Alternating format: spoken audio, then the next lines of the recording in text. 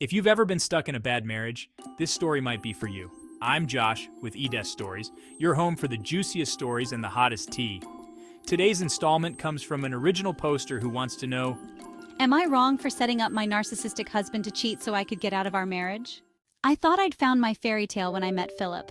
We got married within 6 months of meeting each other, and I was completely head over heels in love. He was charming, attentive, and everything I'd ever wanted in a partner. But just 6 months into the marriage, the man I thought was perfect started showing his true colors. It wasn't long before I realized that Philip was a narcissist. I started seeing the signs, subtle at first, but then glaringly obvious. He would constantly twist my words and make me doubt my own reality. I'd say something and he'd later insist I never did, or that I said something completely different. It was like living in a world where I couldn't trust my own mind. He craved attention like it was oxygen. He'd go out of his way to charm everyone around him, friends, family, even strangers, just to get compliments and praise.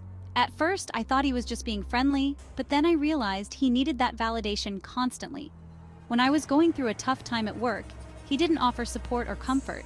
Instead, he made it about him, complaining that my stress was affecting his mood and making him look bad in front of others. It was always about him. He'd made me sign a strict prenup before we got married, protecting his assets and leaving me with practically nothing if we ever divorced. The one thing I'd insisted on adding, though, was a clause that nullified the prenup if he cheated. Back then, I'd never imagined he would, but as soon as I realized what a monster I'd married, I knew I had to take action. Enter Cynthia, my cousin. On the surface, she's all rainbows and sunshine, sweet, charming, always with a smile on her face.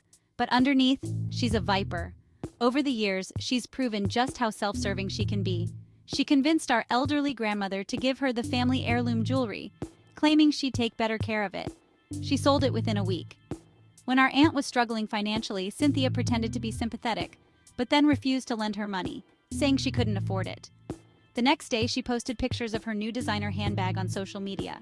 She once spread a nasty rumor about a mutual friend just to climb the social ladder, not caring about the fallout for anyone else involved.